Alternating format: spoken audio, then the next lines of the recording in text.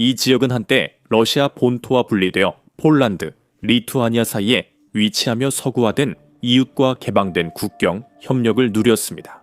칼리닝그라드는 번성하지는 않았더라도 적어도 살아남고 있었습니다. 이제 칼리닝그라드는 러시아와 분리되고 서방과도 단절된 쓸모없는 땅에 썩어가는 껍데기가 되어가고 있습니다.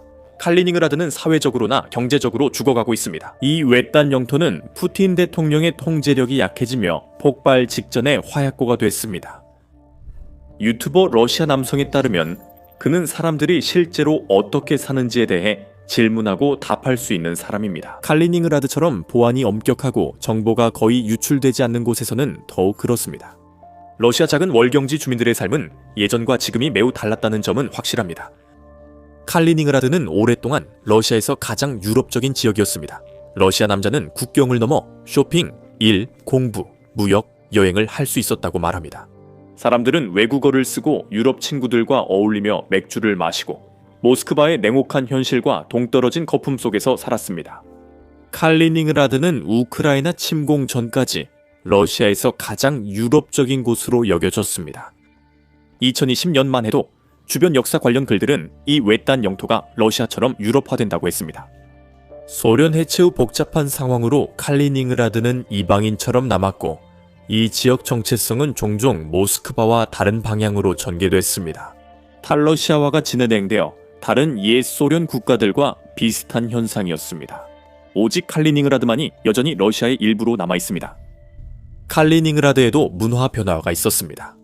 우크라이나 전쟁 전까지만 해도 이 월경지 주민들은 러시아의 강압에 적극 저항했습니다. 이제 이 월경지에 알베르티나 대학교에서 나온 서구화된 독일 지식인들의 미덕을 찬양하기 시작했습니다. 느린 서구화와 개인주의적 문화 접근은 칼리닝그라드의 정치, 건축, 도시계획, 입법에 영향을 미쳤습니다. 러시아의 통제가 약해지자 일부는 러시아가 칼리닝그라드의 유럽식 변화화를 허용하고 단속도 형식적으로만 하는 것으로 보았습니다.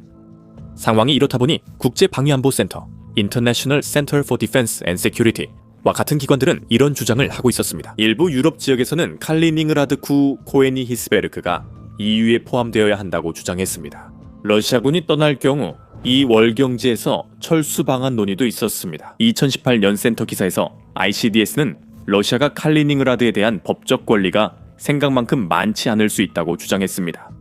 러시아의 지배는 사실상일 뿐 법적으로 인정되지 않았고 서방이 소련해서 이 지역 합병에 동의한 조약도 없었습니다. 이후에도 변화는 없었습니다. 칼리닝그라드의 일부 독립운동가들은 이런 주장을 할 수도 있습니다. 이는 영상 후반에 다룹니다. 저희가 말하고자 하는 요점은 푸틴의 전쟁 이전의 칼리닝그라드는 유럽 그 자체는 아니더라도 유럽과 인접해 있었고 유럽에 우호적이었다는 것입니다. 기본적으로 칼리닝그라드는 푸틴과 그의 측근들이 러시아 내에 심어주고 싶어했던 가치관과는 정반대의 이상한 대조를 이루는 곳이었습니다. 심지어 러시아와 서방이 비교적 평화로웠던 시기에도 말이죠. 푸틴의 우크라이나 침공으로 모든 것이 달라졌습니다. 이제 상상해보세요. 러시아 남자가 말합니다. 전쟁이 시작되고 제재가 밀려옵니다. 그리고 갑자기 당신 지역이 정부가 위협하는 나라에 의존한다는 걸 알게 됩니다. 그 호의는 칼리닝그라드에 큰 영향을 미쳤습니다. 폴란드, 리투아니아 등 인접 국가는 러시아 움직임을 미리 파악해 대응했습니다. 폴란드는 통행을 제한했고 리투아니아는 국경 통제를 강화했습니다. 한때 수입과 자유여행, 서방과의 경제적 이익을 누리던 칼리닝그라드 주민들은 삶이 돌이킬 수 없이 변하는 것을 목격했습니다. 수백 마일 떨어진 곳에서 벌어진 전쟁이 그들의 삶을 바꿔놓았고 그 과정에서 엄청난 피해를 입혔습니다. 그 변화는 다양한 방식으로 나타나 모두가 불만을 느꼈습니다. 푸틴이 지배력을 유지해야 하는 칼리닝그라드는 이제 유럽 친화적이던 월경지에서 주민들에게 지옥 같은 곳이 되었습니다.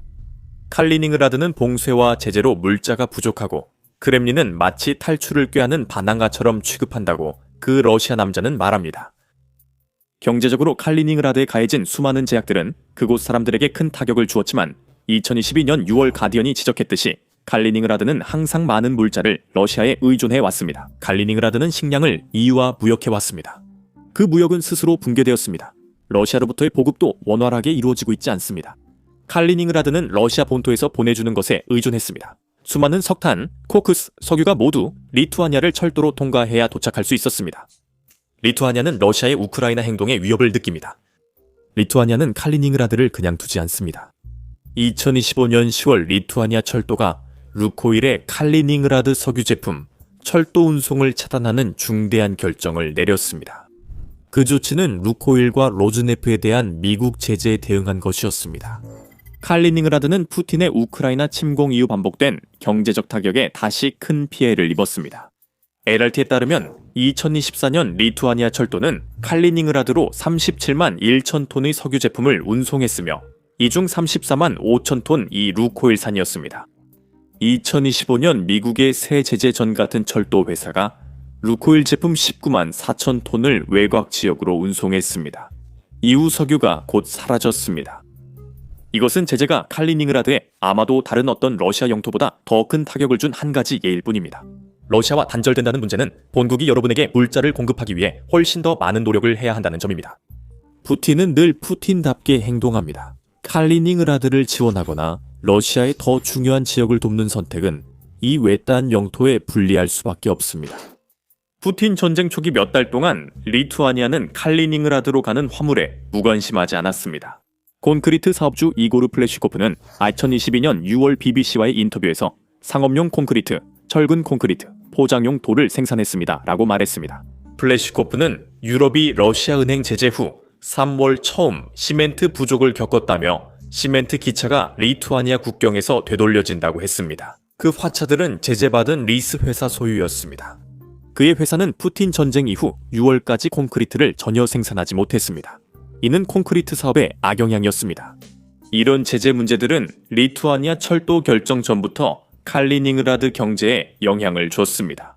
2024년 1월 제임스타운 재단은 이 지역 경제가 서방 제재로 무너진다고 보도했습니다. 재단에 따르면 2023년 칼리닝그라드 국제 화물선들은 제재로 6,700만 달러 누적 손실을 입었다고 현지 소식통이 전했습니다. 그것이 많아 보이지 않을 수도 있지만 칼리닝그라드의 국내 총생산, 즉 GDP가 그리 인상적인 것도 아니었습니다. 2020년 하버드 대학교 메트로버스에 따르면 칼리닝그라드의 1인당 국내 총생산은 약 2만 800달러였으며 인구는 약 32만 4,200명이었습니다. 이로 인해 칼리닝그라드 지역 국내 총생산은 약 67억 4천만 달러를 넘었고 1인당 국내 총생산은 메트로버스 조사 290개 유럽 도시 중 268위였습니다. 생존은 가능하지만 1년 만에 수천만 달러를 잃고도 아무 영향 없는 완벽한 경제와는 다릅니다. 제임스타운 재단 기사에 따르면 현지 관리들은 너무 절박해져 새로운 관광 프로젝트 투자를 제안했습니다. 개발업자들은 그 프로젝트에 44억 달러, 칼리닝그라드 GDP의 약 3분의 2가 들 것으로 예상했습니다. 평균 관광객이 3일 머물며 하룻밤에 46달러 쓰는 외딴 지역에서 제안된 것입니다. 이런 제안들은 경제적으로 어려운 지역에서 나오는 절박한 것입니다. 2025년 12월 오데사 저널은 칼리닝그라드가 2026년에 여러 경제적 어려움에 직면할 것이라고 보도했습니다. 이제 적자가 예상됩니다. 칼리닝그라드의 수입은 19억 달러, 지출은 21억 5천만 달러로 보입니다. 본토에서 칼리닝그라드 해양 인프라에 6,670만 달러를 투자하는 것은 약간 도움이 되지만 근본적인 해결책은 아닙니다. 크렘린의 미온적 관심만으로는 이런 경제 문제를 해결할 수 없습니다. 이 투자는 칼리닝그라드 경제에 큰 도움이 되지 않을 것입니다. 운송비가 오르는데 리투아니아 단속으로 상황이 더 악화되고 있습니다. 칼리닝그라드의 기업과 주민들은 연료, 건축자재, 필수 물품 확보에 특히 수입품에서 어려움을 겪고 있습니다. 이것이 바로 러시아를 압박하기 위해 설계된 제재의 무게이며 그 무게 아래 작은 월경지인 칼리닝그라드가 짓눌리고 있습니다. 그리고 곧 알게 되겠지만 칼리닝그라드 주민들은 점점 더 많은 의문을 제기하기 시작했습니다. 운송 비용 관련해 NU 보이스 오브 우크라이나가 우크라이나 외국 정보 기관 자료를 인용해 수치를 발표했습니다. 이 매체는 칼리닝그라드가 해상 운송로에 의존하게 되어 화물 운송량이 2019년 40만 톤에서 2024년 200만 톤을 넘었다고 지적했습니다. 하지만 이는 러시아가 운송 문제를 극복했다기보다 칼리닝그라드 시스템이 과부하임을 보여줍니다. 칼리닝그라드에서 여전히 수익을 내는 몇몇 기업들이 주요 페리 선석을 예약해두고 있어 상황이 전혀 나아지지 않고 있습니다. 칼리닝그라드의 물류 문제로 중소기업들이 파산 위기에 처했습니다. 이 외딴 영토는 푸틴의 전쟁 게임에서 꼭두각시로 그가 집착하는 영토가 되었습니다. 칼리닝그라드를 살기 좋은 곳으로 만들기 위해 최소한만 노력하고 있습니다. 외딴 영토라 여러 유럽 국가와 협력이 중요했지만 특히 리투아니아가 가장 중요했습니다. 서방의 계속되는 제재는 치명적이었습니다. 협력 단절로 제재가 칼리닝그라드에 심각하게 영향을 줬다고 그 러시아 남자가 말합니다. 이 지역은 고립된 상태로 살아가도록 설계된 곳이 아니었고 그럴 이유도 없었습니다. 원래는 원하지 않았지만 지금은 그렇게 되었고 이 모든 것은 푸틴의 잘못입니다. 러시아 대통령이 칼리닝그라드 사람들에게 강요한 것은 자신들의 생존에 크렘린보다 훨씬 더 중요했던 파트너들을 본의 아니게 거부하게 만든 것입니다. 수년 동안 말이죠. 전쟁 전에는 예전 친구들이 적이 됐습니다. 러시아 남자는 칼리닝그라드 주민에게 이웃을 물으면 모두 친구라 했을 거라고 말했습니다. 폴란드인들은 저렴한 가격 때문에 칼리닝그라드로 쇼핑하러 갔습니다. 러시아인들은 품질이 좋아서 국경을 넘었습니다. 협력은 이 지역 생활의 중심이었지만 푸틴의 전쟁으로 짓밟혔습니다. 그 러시아 남자는 반크렘린 내러티브를 만들려고 꾸미는 게 아닙니다. 무역 외에도 칼리닝그라드의 세적들은 원했던 것이 아니었다는 증거가 많았습니다. 2018년 가디언지에 따르면 푸틴의 서방 악마화 캠페인은 칼리닝그라드에서 큰 효과가 없었습니다. 그 매체는 알렉산드르라는 한 주민과 인터뷰했는데 그는 나는 폴란드에 자주 가고 사람들이 러시아인들에게 어떻게 대하는지 본다. 모든 게 괜찮고 아무 문제도 없다. 폴란드인들도 우리와 똑같은 사람들이다 라고 말했습니다. 알렉산드르는 크렘린 수사를 거짓말이라며 공개 비판했습니다. 수사가 강화된 지금 그가 거짓말에 대해 어떻게 느끼는지 궁금합니다. 칼리닝그라드 사람들이 유럽인을 친구로 여긴다는 다른 증거도 있습니다. 뉴 이스턴 유럽은 2019년 7월 칼리닝그라드가 폴란드 그단스크와 협력했다고 보도했습니다. 또한 협력 강화를 위해 칼리닝그라드는 무료 전자 비자 입국을 허용했습니다. 2018년 가디언 기사에 따르면 칼리닝그라드 주민 70% 이상 이 여권을 소지한 반면 러시아 평균은 30% 미만이었습니다. 푸틴이 자기 국민들이 서방을 미워해야 한다고 주장하고 싶어 할지 몰라도 칼리닝그라드는 한때 그렇지 않다는 증거였습니다. 아마 그들은 여전히 그렇지 않을지도 모릅니다. 사람들이 친구라고 생각하는 이들을 떨쳐내게 만드는 것은 쉽지 않습니다. 그리고 칼리닝그라드의 많은 사람들이 더 이상 러시아 체제의 일부가 되고 싶어 하지 않는다는 증거도 많습니다. 영상 초반에 말씀드렸듯이 불만이 커지고 있지만 러시아가 반대를 강하게 억누르기 때문에 그 정도를 알기 어렵습니다. 칼리닝그라드의 많은 사례처럼 증거가 다시 간헐적으로 드러나고 있습니다. 일부 단서는 우크라이나 침공 전 칼리닝그라드에서 정보가 자유롭게 나오던 시절에 나옵니다. 2014년 8월 푸틴이 크림반도를 합병한 해입니다. 가디언지는 칼리닝그라드에서 독립운동이 서서히 결성되고 있다고 전했습니다. 그 운동은 10년 전에는 동력을 얻지 못했습니다. 가디언지는 많은 젊은이들이 주요 러시아 도시 이름도 잘 모르고 외곽 지역에 불만이 쌓여 있다고 전했습니다.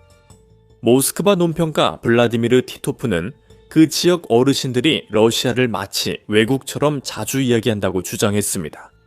티토프는 그 외곽 지역의 일부 사람들이 그곳을 호박의 나라라고 부르기 시작했다고 덧붙였습니다. 이는 호박이 칼리닝그라드에서 가장 풍부한 자원 중 하나이기 때문입니다.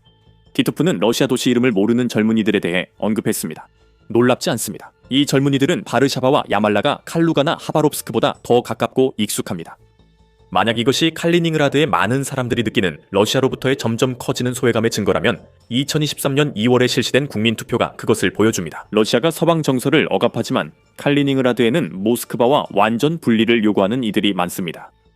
우크라이나 허위정보대응센터는 칼리닝그라드 등 러시아 5개 지역이 포함된 온라인 국민투표를 보도했습니다. 투표자 중 72.1%는 독립을, 27.9%는 반대를 선택했습니다. 휴먼 시큐리티 센터에 따르면 칼리닝그라드 인구 중 95,567명만 이번 투표에 참여했습니다. 하지만 여전히 이 지역 인구의 19.4%입니다. 칼리닝그라드에서 많은 사람들이 푸틴의 통제에서 벗어나길 원한다는 것을 보여주는 적절한 표본입니다. 95,567명 중 72.1%는 온라인 국민투표에서 표적 위험을 감수할 만큼 이를 원했습니다. 이론적으로 익명성은 보장되어야 합니다. 러시아에선 확신할 수 없지만 그래도 수천 명이 투표했습니다. 왜 투표하지 않겠습니까? 러시아 남성 말처럼 칼리닝그라드 주민 다수는 러시아와 연합할 이유를 못 찾고 있습니다. 이 지역 독립을 요구하지 않는 이들도 여전히 의문을 제기합니다. 유튜버는 이렇게 말합니다.